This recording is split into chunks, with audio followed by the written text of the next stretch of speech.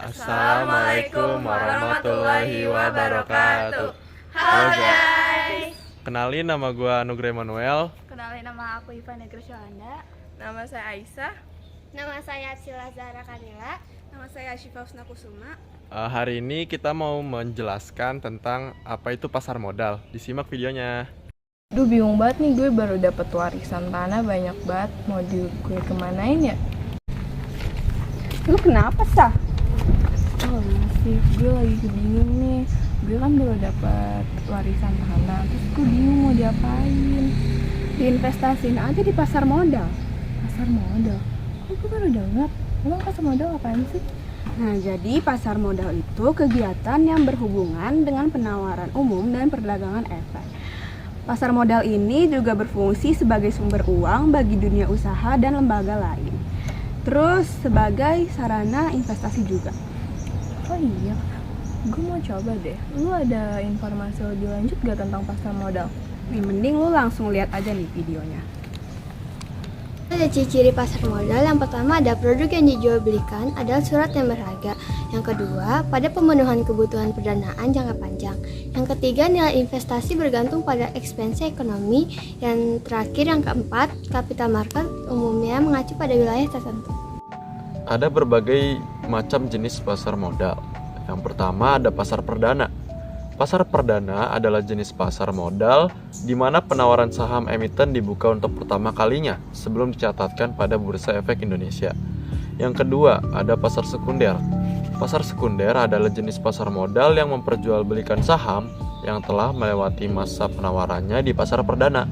Yang ketiga, ada pasar ketiga. Pasar ketiga adalah capital market yang terdiri dari alternatif bursa untuk memperdagangkan saham. Dan yang terakhir, ada pasar keempat.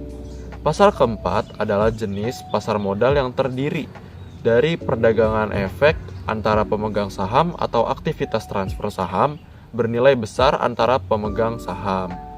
Selanjutnya kita masuk ke tugas pasar modal. Yang pertama itu sebagai sarana bagi perusahaan untuk menghimpun dana.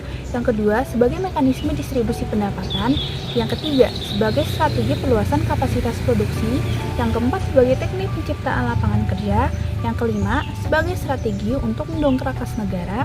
Yang keenam itu ada sebagai indikator perekonomian bangsa. Ada berbagai macam manfaat pasar modal. Ada yang bagi investor, emiten, korporasi, dan masyarakat. Nah, yang pertama bagi investor. Investor itu pertama menerima dividen dan bunga tetap atas obligasi yang dipegang. Yang kedua, dapat berinvestasi di beberapa perusahaan secara bersamaan untuk mengurangi resiko. Yang ketiga, memiliki hak suara dalam rapat umum pemegang saham RUPS tahunan. Yang keempat, dapat mengubah alat investasi dengan mudah. Lalu, ada yang manfaat bagi emiten. Emiten jumlah uang yang bisa dikumpulkan cukup besar, tidak ada kovenan sehingga manajemen memiliki keluasan yang lebih besar dalam menangani dana perusahaan. Yang kedua, di akhir pasar primer, dana bisa langsung diperoleh. Yang ketiga, ketergantungan emiten pada bank semakin berkurang, solvabilitas perusahaan semakin tinggi sehingga dapat meningkatkan reputasinya. Lalu, ada yang bermanfaat bagi pelaku usaha.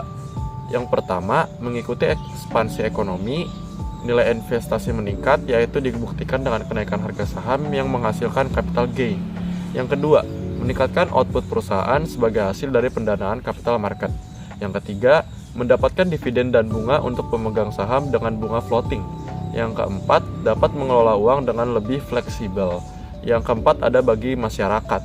Untuk manfaat bagi masyarakat, yang pertama, dapat meningkatkan pendapatan individu. Yang kedua, menawarkan kesempatan bagi individu untuk menjadi investor. Yang ketiga, menciptakan lapangan kerja bagi masyarakat. Dan yang keempat, semua orang dapat menikmati produk perusahaan. Yang kelima, pemegang saham komunitas dan obligasi menerima dividen dan bunga sebagai keuntungannya, mempengaruhi harga jual produk konsumen. Dan yang terakhir, mempermudah pelanggan untuk mendapatkan barang-barang konsumen yang diinginkan. Jadi gimana nih, Sa? Udah ngerti kan? Oh, jadi pasar modal tuh kayak gitu ya sih. Oke, aku udah ngerti. Makasih.